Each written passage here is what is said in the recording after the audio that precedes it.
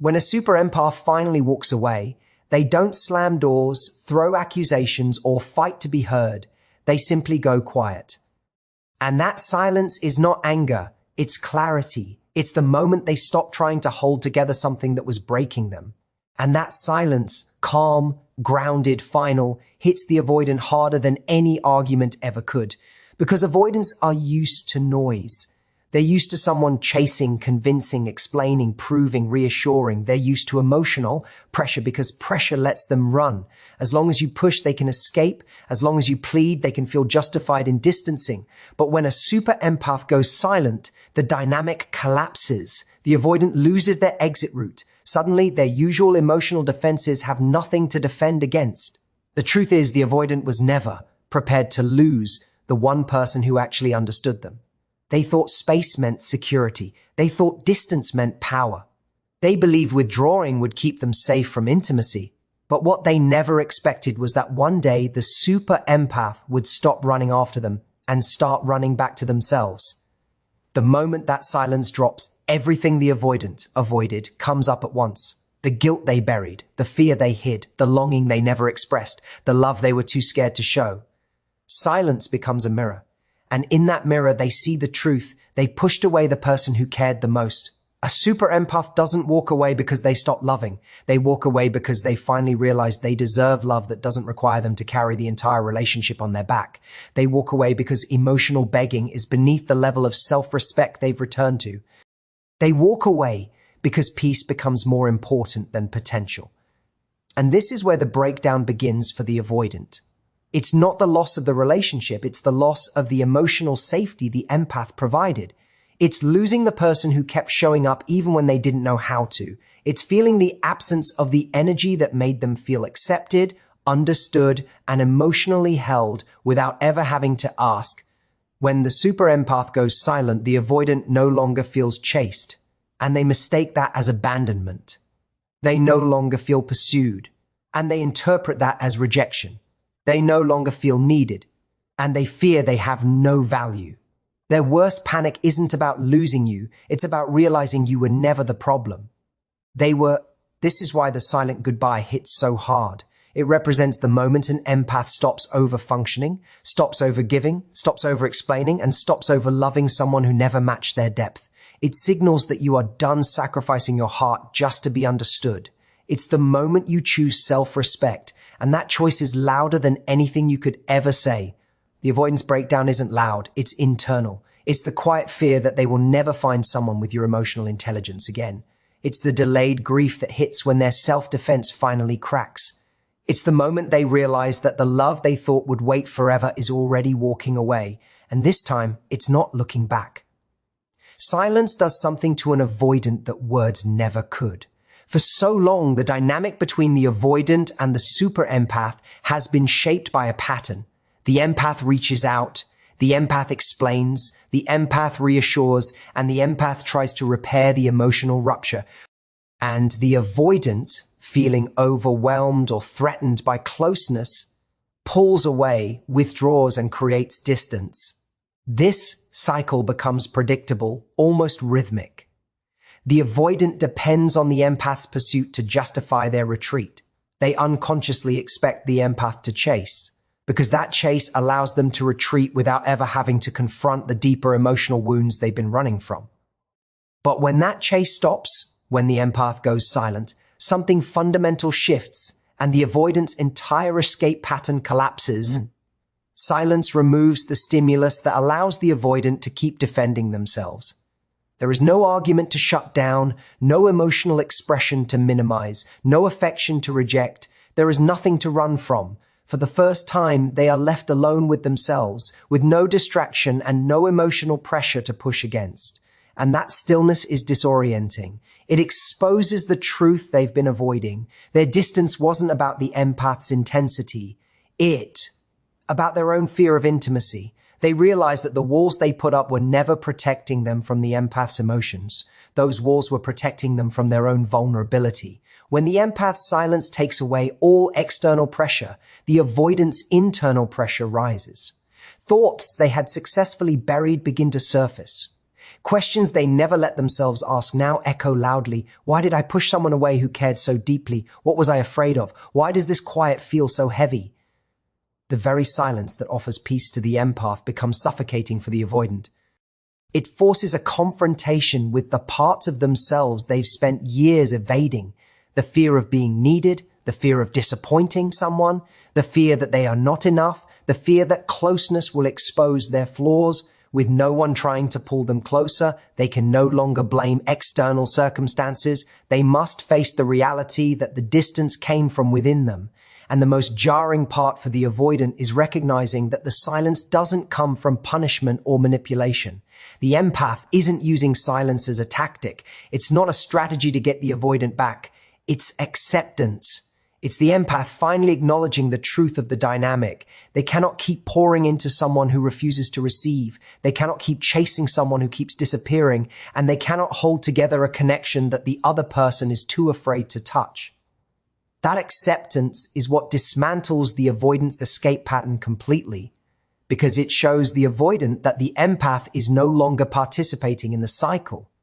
Suddenly, the avoidant no longer feels pursued, and this lack of pursuit creates a void they don't know how to handle. Their identity in the relationship was built around distancing. Without someone reaching out, their distancing has no function. They begin to feel the absence of what they once took for granted. The empath's voice, their warmth, their constant effort, everything the avoidant once found overwhelming, now becomes a source of longing. The silence makes the empath's value unmistakably clear. For the first time, the avoidant begins to understand that the absence of pressure is not freedom, it is loss. When the super empath steps back and withdraws their energy, the shift is not loud, dramatic, or chaotic. It's quiet, controlled, and deeply intentional.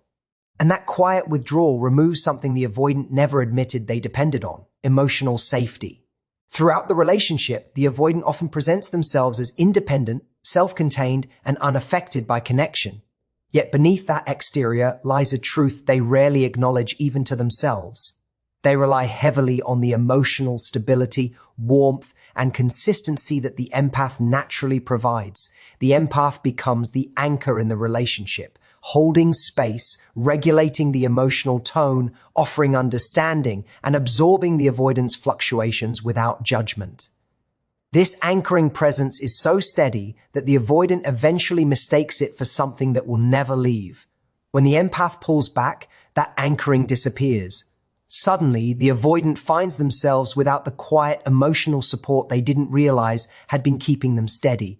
The empath's patience had been the buffer between the avoidant and their own unresolved fears. The empath's reassurance had softened the avoidant's insecurities. The empath's predictability had countered the avoidant's internal chaos. Without that buffer, without that grounding force, the avoidant begins to feel the full weight of their emotional world, unfiltered and unmoderated. This is where the panic begins. Not the obvious kind, but the subtle, creeping kind that shows up in the spaces where the empath used to be. The avoidant may tell themselves they wanted space, that they needed distance, that independence was their priority. But the absence of the empath's emotional presence brings a different kind of silence, one that feels unsettling. It exposes the emotional dependence the avoidant never acknowledged. Because while they feared closeness, they also found safety in the empath's unwavering emotional availability. The empath's withdrawal highlights something the avoidant tried to hide. They needed the empath more than they ever allowed themselves to show. They needed the empath's calm during conflict, their understanding during tension, their compassion during emotional lows. The empath filled the relational gaps the avoidant didn't know how to fill themselves. So when the empath steps back, the avoidant is left not just without a partner, but without the emotional structure that made the relationship feel manageable. This withdrawal also removes the sense of entitlement the avoidant unconsciously developed. They believed the empath's love was guaranteed. They assumed the empath's forgiveness would always be there. They counted on the empath being the one to repair the cracks, initiate reconnection, and keep the emotional flow alive. When that stops, the avoidant is confronted with a reality they never prepared for. Love can leave. Loyalty can end. Emotional security can vanish. And when the empath's presence is gone, the avoidant is forced to face themselves without the emotional cushioning they relied on. In the quiet left behind, something else becomes painfully clear. The empath wasn't just a partner. They were the stabilizer of the entire relationship. They were the emotional center that made the avoidant feel safe without ever needing to admit it. And when that center disappears, the avoidant feels ungrounded in a way they cannot explain. It's not the loss of conversation or the loss of companionship that unsettles them most. It's the loss of the emotional safety net that made their avoidance possible in the first place. When the super empath goes silent, something shifts in the avoidant that they never saw coming. Up until that moment, the avoidant has operated from a place of emotional detachment, convincing themselves that they can always find someone else, start over, or reconnect later if they ever want to. They rely on the idea that the empath's deep love, patience, and understanding are an unlimited resource, something that will always be available no matter how far they withdraw. But silence breaks that illusion. Silence forces them to recognize something they have avoided most of their lives, the possibility of losing someone irreplaceable. At first, the avoidant may try to convince themselves that they're fine without the empath. They might tell themselves they needed the space, that things were too intense, or that the empath was asking too much. But with no message, no warmth, no familiar emotional presence reaching toward them, the avoidant begins to feel a void that can't be filled with distractions or temporary connections. It's not simply the absence of communication that affects them. It's the absence of a very specific energy. The empath's energy is unique, calm but expressive, understanding but honest, nurturing but grounded. It made the avoidant feel seen without being overwhelmed, safe without being smothered, connected without feeling trapped. And when that energy disappears, the avoidant quickly realizes how rare it actually was. This is where the fear of irreplaceability takes hold. The avoidant begins to think about the qualities the empath brought into their life, qualities they assumed were normal because the empath gave them so effortlessly. They remember the way the empath listened, the way they understood feelings even when the avoidant couldn't articulate them, the way they forgave without holding grudges, the way they created emotional safety without demanding anything in return. These qualities are not common, they are not easily found, and that realization slowly starts to sink in. The silence becomes a mirror that shows the avoidant the truth. People like the super empath do not walk in and out of someone's life often. Their emotional intelligence, their capacity for love, and their depth of understanding are not qualities that appear in every connection. What makes the empath truly irreplaceable is not their affection. It's the combination of strength and softness, intuition and patience, vulnerability and resilience. These are traits that the avoidant may have once taken for granted, but in the absence of the empath, they stand out in sharp contrast. The fear of irreplaceability grows each day the empath remains silent. The avoidant starts to imagine what life looks like without the one person who understood them on a level they never understood themselves. They realize that other connections feel shallow. Other people feel loud, reactive, emotional, or distant in ways the empath never was. The avoidant begins to feel the weight of their choices, not because they are lonely, but because they recognize the profound emotional value they lost. And this recognition isn't sudden. It's slow, creeping, unavoidable. It comes in the quiet moments when they think about something funny and instinctively want to share it with the empath, but stop themselves, when they feel stressed and realize the empath is no longer there to offer grounding, when they experience emotional discomfort and remember the empath was always the one who made it feel manageable. This is the fear that strikes deepest within the avoidant, not the fear of being alone, but the fear that they have pushed away the one person whose love was genuine, stable, and exceptionally rare.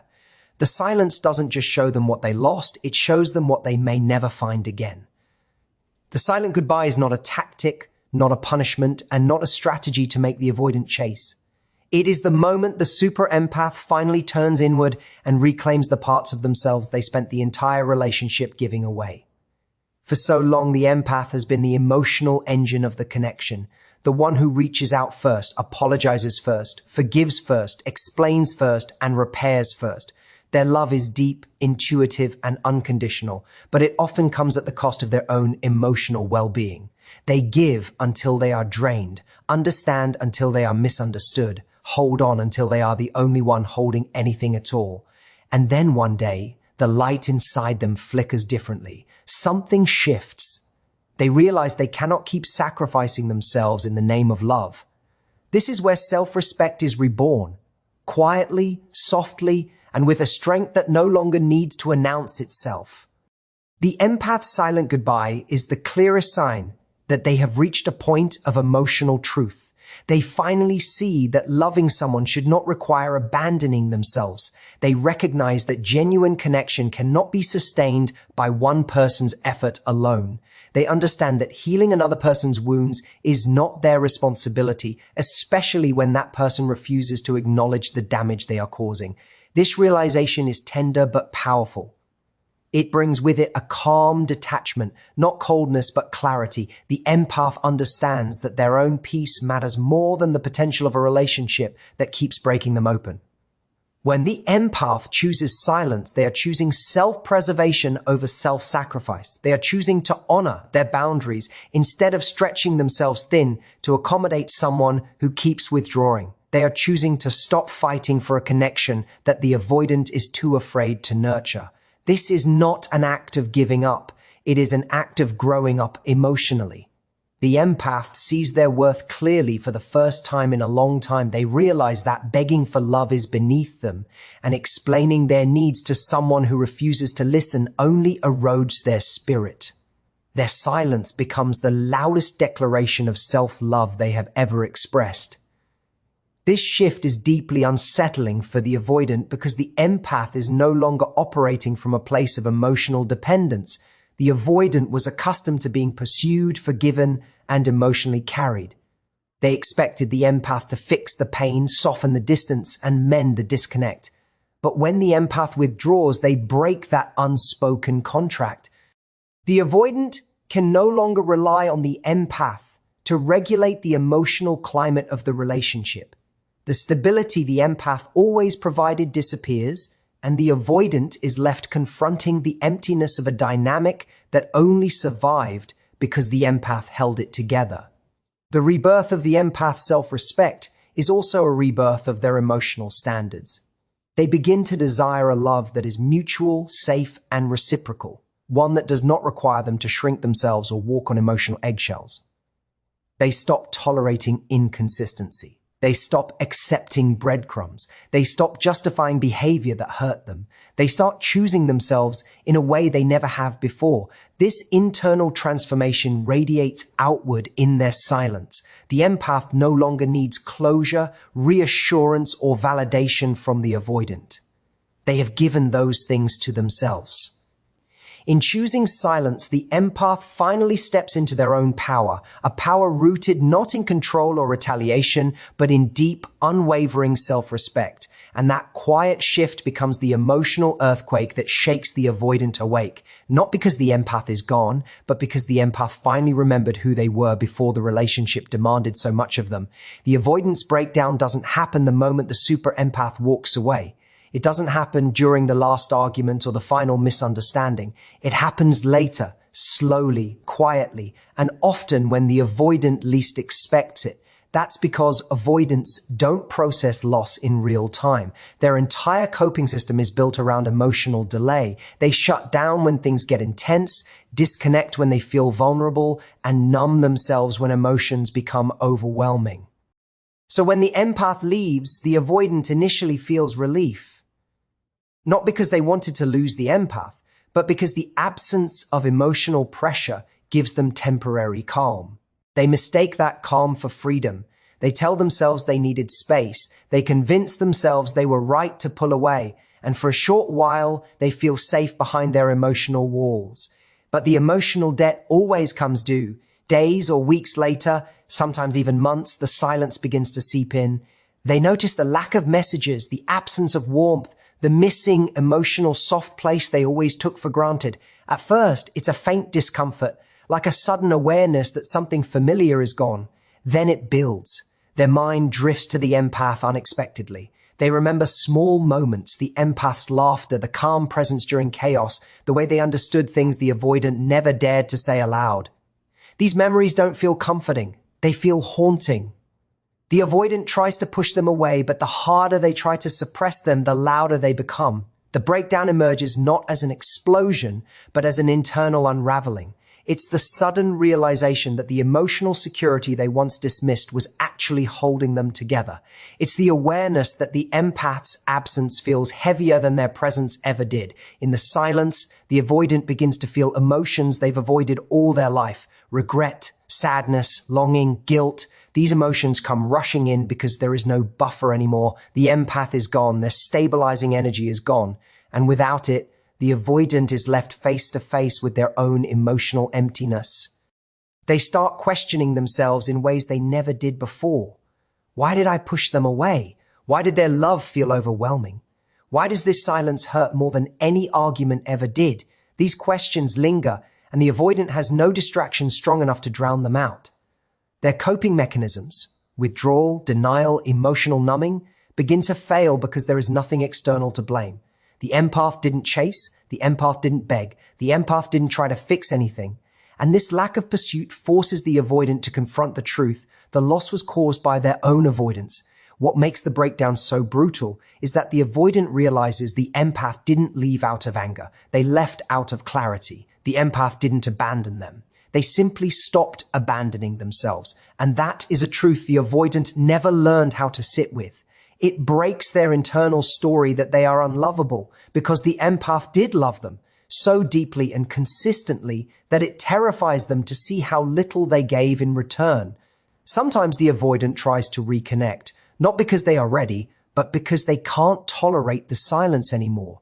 Other times, they stay distant, but carry a silent grief that follows them into every future connection. Either way, the breakdown changes them. It shows them what they lost. It forces them to feel what they avoided. And it exposes the painful truth that the empath's absence hurts more than their presence ever did. In the end, the avoidance breakdown is inevitable because silence has a way of revealing what fear hid. It shows them that the person they pushed away was the one person they were never meant to lose. In the end, the silent goodbye of a super empath becomes the moment everything shifts. The moment truth rises, clarity settles, and both people finally see what the relationship truly was. It exposes the depth of the empath's strength, the cost of their sacrifice, and the avoidant's delayed realization of what they pushed away. It is a quiet ending, but a powerful rebirth. Proof that choosing your own peace is the most transformative act of love you can ever give yourself. Thank you for listening, for opening your heart to this message, and for honoring the emotional courage it takes to walk away from what hurts and walk toward what heals.